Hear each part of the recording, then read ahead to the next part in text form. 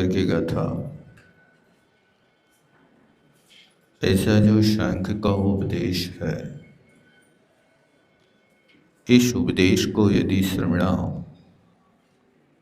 मुनिया इत्यर्थ परुहिंदी ऐसा कथन करते हैं, तो उन श्रवणों के मत में भी कर्म प्रकृति ही करता हुई आत्मा कर्मों का कर्ता नहीं होगा, ये बात सिद्ध होती है। तो जो श्रवण ऐसा प्ररूपण करते हैं,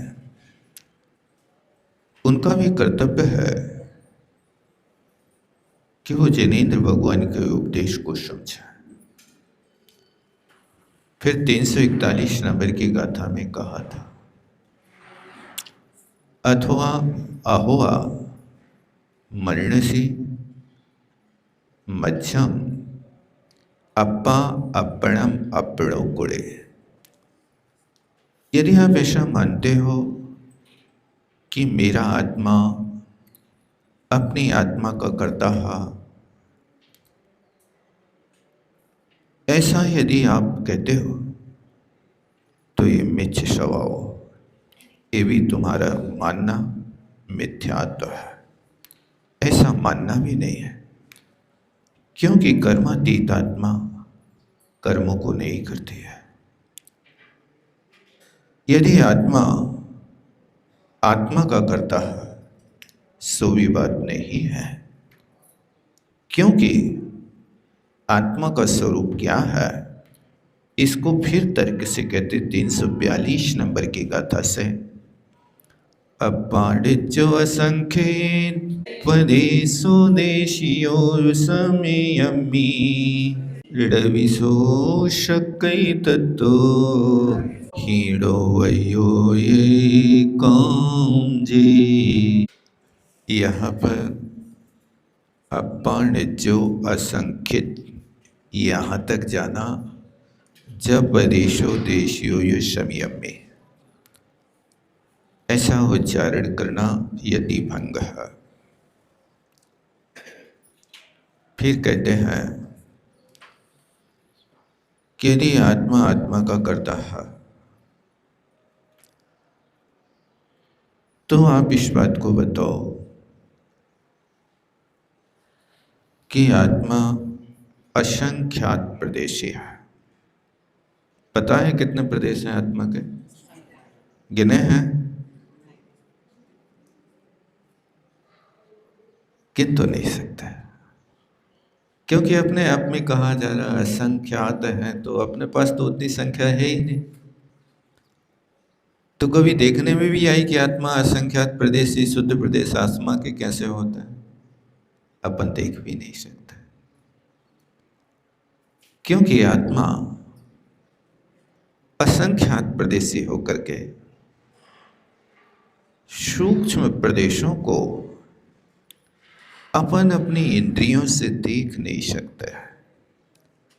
आगम से, गुरु परंपरा से इसको श्रवण करके, अध्ययन करके इतना जानते हैं कि आत्मा असंख्यात प्रदेशी है। तो यहाँ सामने वाले के लिए कहा जा रहा कि अपा नित्यो असंख्येत पदेशो समयमी देशु। ध्यान दो, आत्मा कैसी है? पहली बात तो नित्य है। नित्य विशेषण क्यों दिया? क्योंकि एक मत ऐसा है कि वो आत्मा को नित्य नहीं मानता। उसका सिद्धांत है सर्वम क्षणिकम, सब कुछ क्षणिक है, कोई स्थायी नहीं है। कौन मानता है? ये बौद्ध मत वाला है। वो कहता है कोई वस्तु स्थायी नहीं है। आप लोग भी पढ़ते तो हैं बड़े भावना में, लोक भावना में पढ़ते ना, इसका कोई न करता धरता अमिट अनादि है। जीवर पुद्गल नाचे या में कर्म उपाधि है। और इसके आगे लोक अलोक आकाश माही थे निराधार जानो है। पुरुष रूप कर कटी भये षड द्रव्यांशो मानो। यानी कोई ऐसा है कि इस लोक को क्षणिक मानता है, कोई कर्ता मानता है, कोई कहता है कि इस लोक को किसी ने किया है। तभी तो कहा जो क्षणिक मानता है उसका निराकरण किया कि लोक अमिट है, क्षणिक नहीं है, शाश्वत है। जो कर्ता मानता है उसके लिए कहा इसका कोई न कर्ता धरता अमिट है और अनादि है। तो यहाँ जो निच्चो शब्द दिया, ये निच किस बात को सूचित कर रहा है? आत्मा नित्य है। अब आप कहोगे कि आत्मा नित्य है तो आत्मा मरती और जिंदा भी तो होती है। तो आपसे कोई पूछे कि मरती और जिंदा, तो कहना ये मरना और जीना तो पर्याय है। निश्चय नहीं से आत्मा मरती नहीं है और न निश्चय नहीं से आत्मा कोई नई उत्पन्न होती है। ये मरना और उत्पन्न होना उस जीव द्रव्य की पर्याय है। पर्याय में और द्रव्य में अंतर रखना। पर्याय तो क्षणक्षयी होती है और द्रव्य शाश्वत होता है। द्रव्य का कभी विनाश नहीं होता। द्रव्य में उत्पाद व्यय होता है तो उसी के अंतर्गत, अपने गुणों के अंतर्गत, पर्यायों के अंतर्गत होने वाली ये व्यवस्था। लेकिन द्रव्य तो नित्य है और नित्य होते हुए भी देखो क्या कह रहे, असंख्यात प्रदेशी है। पुद्गल के प्रदेशों में तो संख्यात असंख्यात अनंत पना होता रहता, क्योंकि पुद्गल का स्वभाव क्या है? पूर्ण गलन जिसका स्वभाव है उसका नाम पुद्गल है। पूर्ण होना माने पुद्गलों का संघात हो जाना पूर्ण है, और पुद्गलों को संघात हुआ उन प्रदेशों का बिखर जाना गलन है। ऐसे दो शब्दों के संयोग से पुद्गल बनता है। पुद्गल की स्कंध में हमेशा आवागमन होता रहता। कभी कुछ परमाणु आकर के उसमें मिल जाते हैं और कुछ परमाणु उससे बिखर जाते हैं। ये पुद्गलों के साथ होता है, लेकिन आत्म द्रव्य के साथ ऐसा नहीं होता कि आत्म द्रव्य के कुछ प्रदेश कभी कम हो जाएं और कभी अधिक हो जाएं। तो आप फिर तर्क देंगे कि भाई हम देखते तो हैं कि आत्मा कभी चींटी के शरीर में है और आत्मा कभी राघव मच्छ के शरीर में है, आत्मा कभी केवली समुद्घात करता है तो पूरे लोक में फैल जाती है। तो ये परिस्थितियां क्या हैं? इस समय जब आत्मा असंख्यात प्रदेशी चींटी के शरीर में जाएगी तो प्रदेश कम होंगे कि नहीं होंगे? और जब हाथी के शरीर में आत्मा जाएगी तो प्रदेश बढ़ेंगे कि नहीं बढ़ेंगे? नहीं बढ़ेंगे। ऐसा कैसे होगा कि प्रदेश बढ़े ना हो? ये संकोच विस्तार जीव का स्वभाव है, और वो संकोच विस्तार होने पर आत्मा के प्रदेशों में न्यूनाधिकता नहीं होती। संख्यात में तो उतने ही रहते हैं, लेकिन उन्हीं में विस्तार हो जाया करता है। कई बार देखो, एक छोटा सा प्रदेश है। कौन सा छोटा सा प्रदेश? जैसे बड़ का बीज कितना बड़ा है? रजगिरा के दाने से भी छोटा है। लेकिन उसका पेड़ कितना बड़ा होता है? बहुत छाया फलंती विभवो वटबीजम्यो। जैसे वट का बीज उर्वरा भूमि में डालने पर विशाल छाया को देता है, बहुत सारे फलों को देता है और बहुत बड़ी अवगाहना हो जाती है। उस बट के बीज से असंख्यात प्रदेश बड़ा बीज कद्दू का है, लेकिन कद्दू का बीज बोने पर ऊंठा के बराबर उसका वृक्ष होता है और उसका फल अंगूठा बराबर लता के ऊपर मटके की तरह इतना विशाल फल होता है। जितना वजन लता का नहीं होगा, उससे अनेक गुणा फल किसका है? कद्दू का है। तो आप विचार करो कि बीज इतना सा और कद्दू इतना विशाल फल, बट का बीज इतना सा, वृक्ष इतना, तो ये अनेक बीजों को मिलकर के बट का वृक्ष बना कि एक बीज ने इतना बड़ा वृक्ष बनाया। उस बीज के अंदर रहने वाली आत्मा के प्रदेशों में संकोच विस्तार होना स्वभाव है। इसी तरह जीव द्रव्य के साथ में भी लगाना कि ये जीव के प्रदेश चाहे चींटी में रहे अथवा राघव मच्छ में रहे, वो आत्मा चींटी में जाएगी तो प्रदेश वहाँ संकुचित हो जाएंगे, और राघव मच्छ के शरीर में जाएगा तो आत्मा के प्रदेश फैल जाएंगे। ये उनका संकोच विस्तार है, लेकिन प्रदेशों में कोई कमी बड़ी नहीं होती है। रविसो सकई तत्व हीड़ो हुई काउंज, क्योंकि कोई उन आत्मा के प्रदेशों को ना कम कर सकता है और ना बढ़ा सकता। जितने हैं उतने ही रहते हैं। इस तरह से उस आत्मा के प्रदेशों के विषय में कहा। अब आगे कहते हैं, जीवस जीव रोवा इतर दो जान लोय में तमखो तत्तो सो किमीड़ो अयो योग हम कुणई तब है जाड़ियो भावो डाण सावीण यथी तिमयो तमाण वियप्पा पयंतु से मपणो कुणई। कहते हैं, जीवस्य जीव रूपम विथर्दो जान लोय मित्तम। जीव का जो जीव स्वरूप है वो विस्तार की अपेक्षा लोक मात्र है, यानी वो असंख्यात प्रदेशी आत्मा जब केवल ही समुद्घात करता है तब उस समय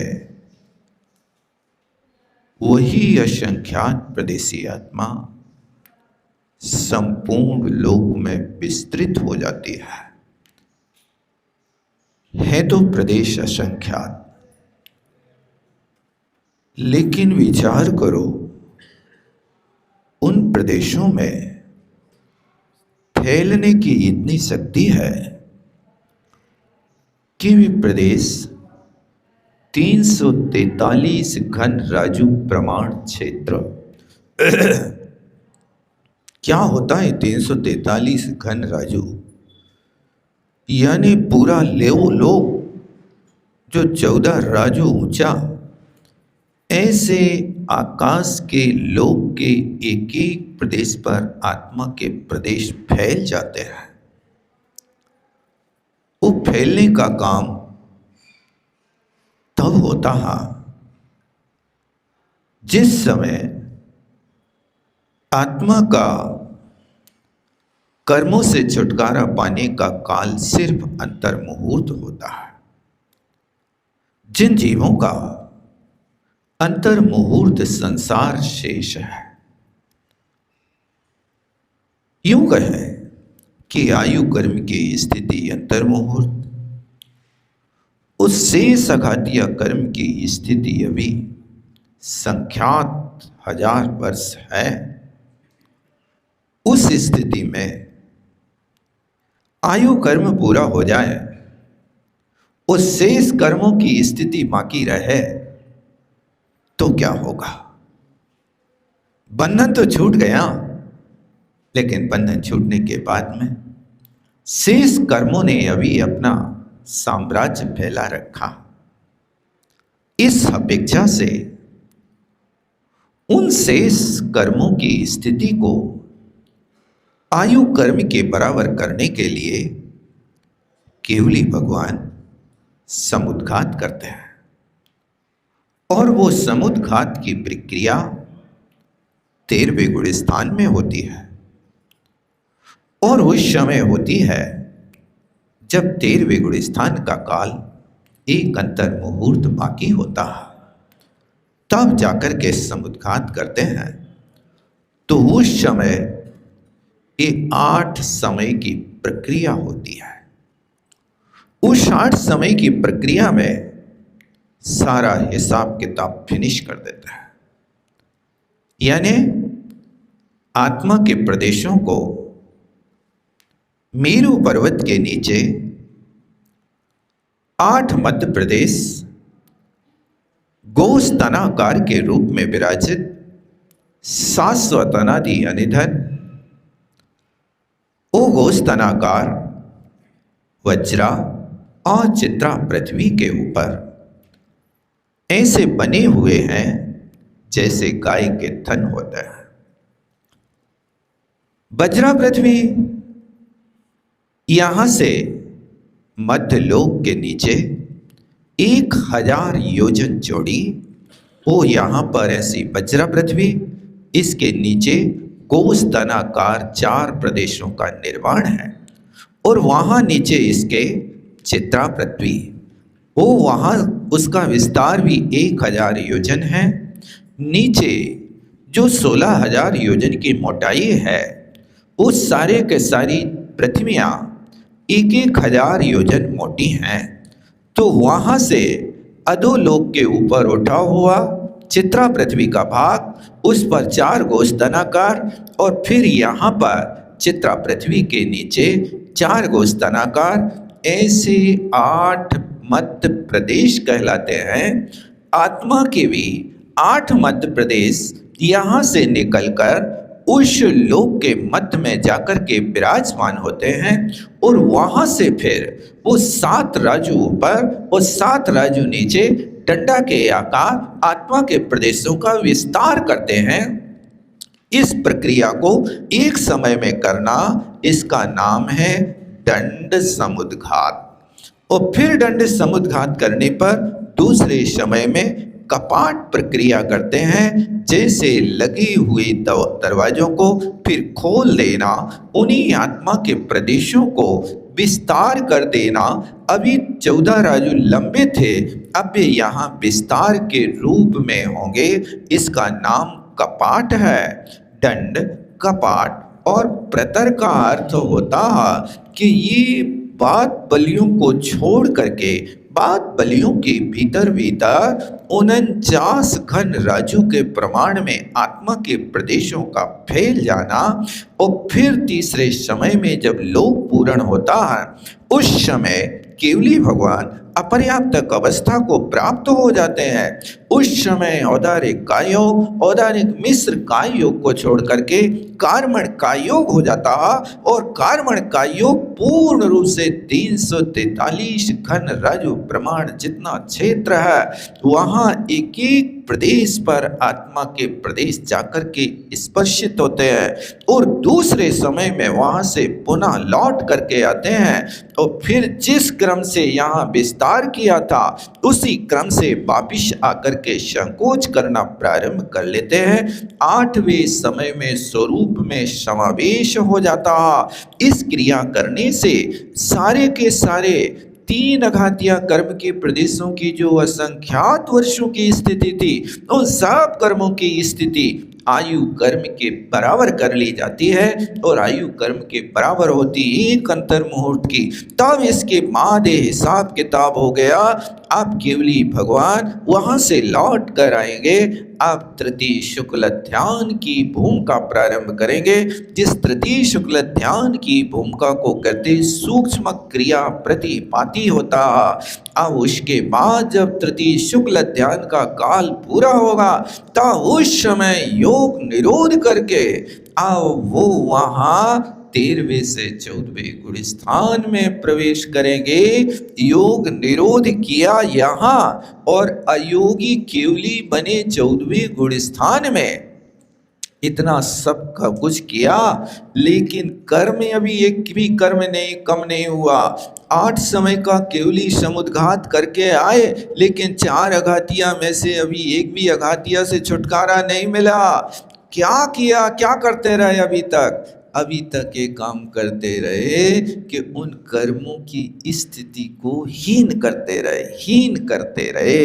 जब तक कर्मों की स्थिति हीन नहीं होगी, तब तक छपड़ा कैसे होगी। अब सबकी स्थिति बराबर हो गई। अब जाकर के 14वें गुण स्थान में वहाँ जितना काल है, 5 लघु अक्षरों के उच्चारण में जितना काल लगता, इतने काल में वे जाकर के 85 प्रकृतियों की छपड़ा कर देते हैं। तब जाकर के सिद्ध अवस्था को प्राप्त होते हैं। ये प्रक्रिया देखो, विस्तार यहाँ लिखा ना कुंद कुंद स्वामी ने कि बित्थर दो विस्तार की अपेक्षा आत्मा कितनी है। लोक मात्र भी असंख्यात प्रदेशों में इतना विस्तार होता है कि वे पूरे लोक में फैल जाते हैं। तत्व सो क्यों कोड़ई, फिर उसके बाद फिर हीन भी कर लेते हैं। जिस प्रक्रिया से बढ़ाया उस प्रक्रिया से हीन करो। जैसे गुब्बारा होता है, मुट्ठी में पकड़ लेते हैं और उसमें यदि हवा भरी है, तो जिस प्रक्रिया से हवा भरी और इतना विशाल गुब्बारा खड़ा कर दिया, अब यदि उसको छोटा करना तो क्या करो, उसके प्रदेश कम करना कि उसकी हवा कम करना है। जो हवा भर के तुमने उसको विस्तार दिया था, उसकी हवा निकाल दो, प्रदेश कम नहीं करना। हवा जो बाहर से आई थी वो निकलेगी, फिर वो तुम्हारा गुब्बारा मुट्ठी में फिर बन जाएगा, छोटा सा फिर रूप धारण कर लेगा। इस तरह से आत्मा के प्रदेश हीन हो रहे हैं, अहियो अधिक हो रहे हैं। काम कुणई दब्बम, यदि वे प्रदेश यदि कर्म ही करते होते तो आत्मा कैसे इसको करता होती। आह जानियो भावो, कहते हैं भैया इतना जान लो कि नाण स्वभावेण अथि इति मयम। आत्मा का स्वभाव तो ज्ञान स्वभावी है, लेकिन जब ज्ञान स्वभावी आत्मा होकर के भी यहाँ पर जैसा संयोग मिलता है, वो ज्ञान स्वभाव को छोड़ करके विभाव ज्ञान में परिणमन कर जाता है। हम तो विषयों की लहर में बह गए, मुक्ति का मार्ग मिला पर रह गए। ये पढ़ते हैं अपन, अपने लिए मुक्ति का मार्ग मिला, लेकिन मुक्ति का मार्ग मिलते हुए भी हम रह गए। क्यों रह गए? विषयों की लहर में बह गए। ये विषयों की लहर का प्रवाह इतना तीव्र होता है कि जिस पानी से आत्मा जीवित रहती है, उसी पानी से आत्मा मर भी जाती है। इसलिए कोशकारों ने पानी का एक नाम विष भी रखा और पानी का एक नाम अमृत भी रखा है। तोयन जीवन मप्यशम, वो विष भी है लेकिन जीवन भी है। तो विष से खाने से, विष के खाने से जीते हो कि मरते हो? क्या है? उस स्थिति में उतनी क्वांटिटी में उसके सेवन की कला है तो जीवन है। और यदि वो विपरीत रूप से सेवन कर लिया तो वो मरण का कारण हो सकता है। पानी पीने से जिंदा होते हैं, लेकिन पानी में डूबने से तो व्यक्ति मरते हैं। इसलिए यहाँ पर ज्ञान स्वभावी आत्मा है, वो ज्ञान तो है, लेकिन ज्ञान होकर के भी कौन सा ज्ञान हमारे लिए कल्याणकारक है और कौन सा कष्टकारक है, इन दोनों में समझो। प्रातः में भी लाली होती, सायं में भी लाली, एक जगाती एक सुलाती, कितनी अंतर वाली। प्रातः काल जब सूर्य उदय होता है तब भी लालिमा होती है, जब सूर्य उदय होता है तब भी लालिमा होती है, लेकिन दोनों की लालिमा में अंतर देखो।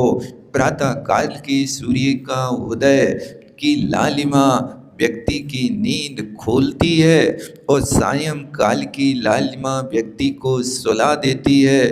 दोनों में अंतर है देखो। इसी तरह राग सहित प्रतिकूल है, राग रहित अनुकूल, वो ज्ञान तो है, लेकिन राग सहित ज्ञान आत्मा के प्रतिकूल है, संसार में ढोने वाला है। और राग रहित ज्ञान है तो राग रहित आत्मा का उत्थान करने वाला है। इसलिए राग है तो अच्छा है कि बुरा है? देखो, वही राग उसी वस्तु से, लेकिन आप सीमा में करते हो तो वो राग पच सकता है, अन्यथा वो तुम्हें पचा देगा। जासुत बिरह मरी हुई सुत बाहन व्याघन, तासुत देह बिदारी।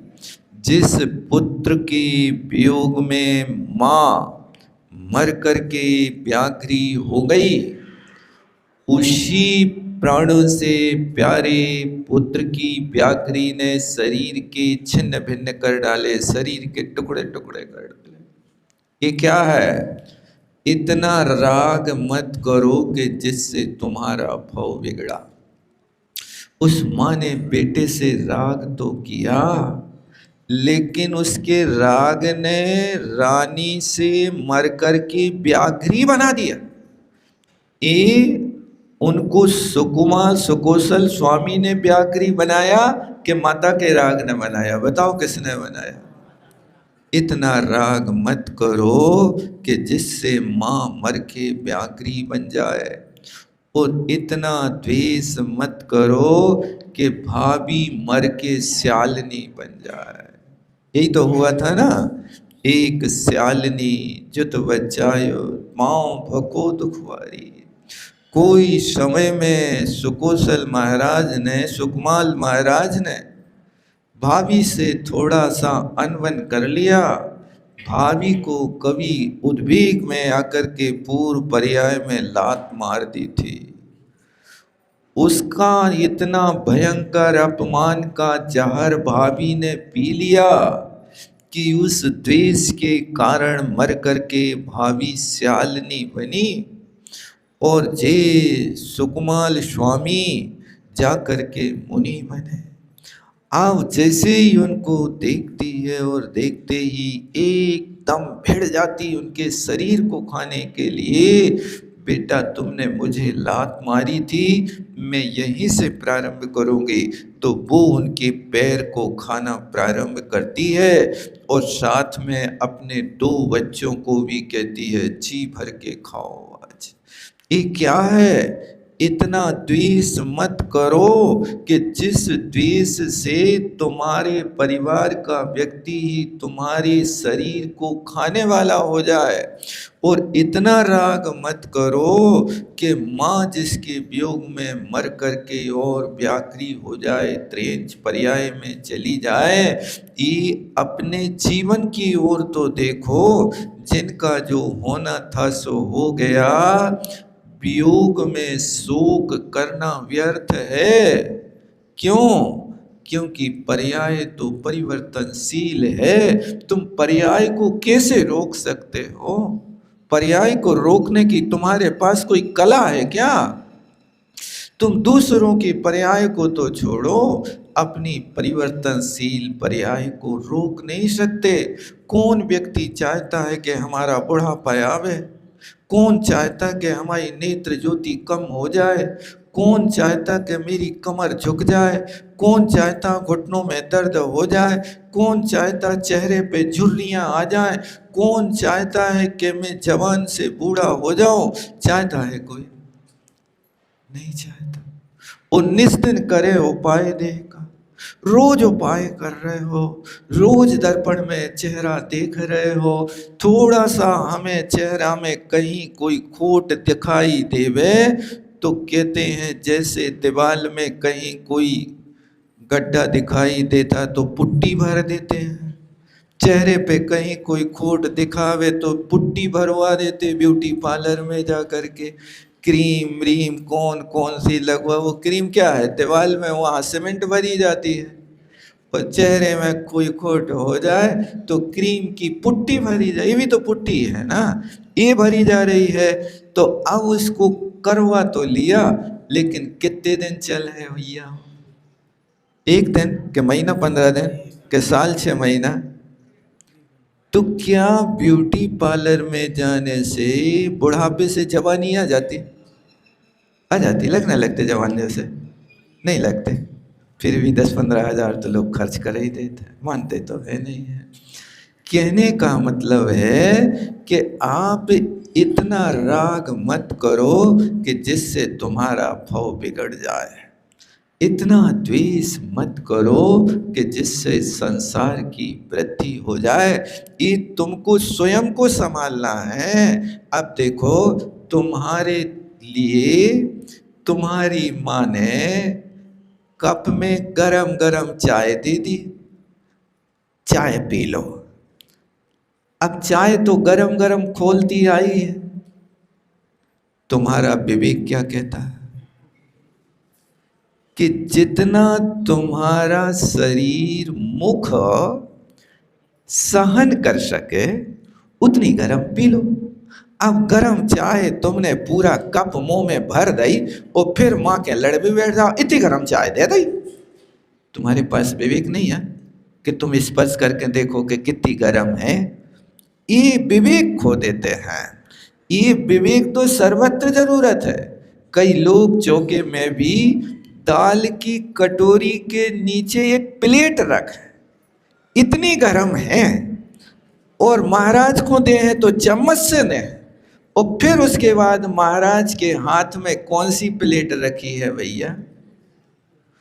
अब ये पता ही नहीं रहता कि हम जब देखो इस प्लेट को, कटोरी को प्लेट में रखा है, हमारे हाथ कटोरी को नहीं छिपा रहे, तो महाराज के हाथ साक्षात दार को कैसे छिपा है? कहाँ चला गया विवेक? नहीं, थोड़ा गरम गरम खिला दो, सर्दी ठीक हो जाए। भैया, हाथ की चमड़ी न उगल जाए, इसको भी तो ध्यान रखो। नहीं तो हाथ पे फोला आ जाए तो आहार ही बंद हो जाए, क्या करोगे? तो जैसे वो व्यक्ति कितनी भी गर्म चाय हो, लेकिन फूंक फूंक करके बैलेंस बना बना करके उस चाय का सेवन कर लेता है, इसी तरह का बैलेंस बनाओ के घर में रह रहे हो तो कैसे फूंक फूंक करके हमें अपना जीवन गुजारना कि जिससे संसार ना बिगड़ पाए और यहाँ परिवार ना बिखर पाए। दोनों बैलेंस बनाने के नहीं बनाने? संसार हमारा बिगड़े ना और परिवार बिखरे ना, ये विवेक होना चाहिए। अन्यथा तो आज की दुनिया संसार को भी बढ़ाने में कसर नहीं कर रही और परिवार को बिखरने में कोई कसर नहीं छोड़ रही। तुम कल बिखर रहे थे सो आज बिखर जाओ। हमें ऐसी आदत नहीं बनाने, हमें वो काम करना है कि बहते हुए आंसुओं का बांध बांधने वाले इंजीनियर की जरूरत है परिवार में। तुम्हारे आंसू बह रहे हैं तो उनका बांध बांध देवे। तुम्हारे हृदय की, तुम्हारे दिल में दीवारें खड़ी हो रही हैं तू उन दिल की दीवालों को गिरा करके अपना एक जैसा मकान बना ले, मैं दिल का मकान बना ले। मैं ऐसे व्यक्तित्व की जरूरत है, तब तो आप अपने परिवार की रक्षा कर पाओगे, अन्यथा बिखरने में कौन सी देरी है। बिखरते तो तब तक हैं कि बछड़े को जब तक माँ से दूध मिलता है तभी तक वो माँ के पास रहता है, और तभी तक वो माँ का दूध पीता है जब तक उसमें दूध निकलता है। और जब दूध नहीं निकलता तो बछड़ा भी माँ को छोड़ के चला जाता, माँ भी बछड़े को छोड़ के चली जाती है। जब तक दूध गाय देती है तब तक वो ग्वाला गाय की लातों को भी सहन कर लेता, वो लातें मारता है तो भी दूध दोहता है, तो भी हरी हरी घास खिलाता है। वो दूध ना बिखर जाए, तुम्हारी लात मारने की आदत तो हम तुम्हारी पैरों को बांध करके दूध तो दोहेंगे।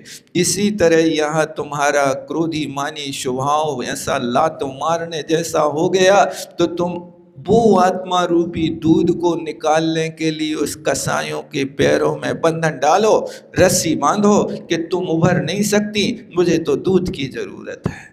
ऐसा बैलेंस बना करके रहोगे तो आप सुखी रहोगे, अन्यथा तो बस वो ही दशा होगी कि वियोग में यहाँ भी आंसू बहाओगे और मर के खून खाओगे अपने ही बेटे का, और क्या करोगे। यही तो किया था, जासुद बिरह मरी हुई बाघन तासुद दे बिदारी। जिस सुत के वियोग में मर के व्याघ्री हो रही है, वही प्यारे बेटा को खून चूस रही है, क्या है। इसलिए राग का द्वेष का बैलेंस रहो कि भाव ना बिगड़ जाए, होश ना खत्म हो जाए, इसको संभाल के रखना।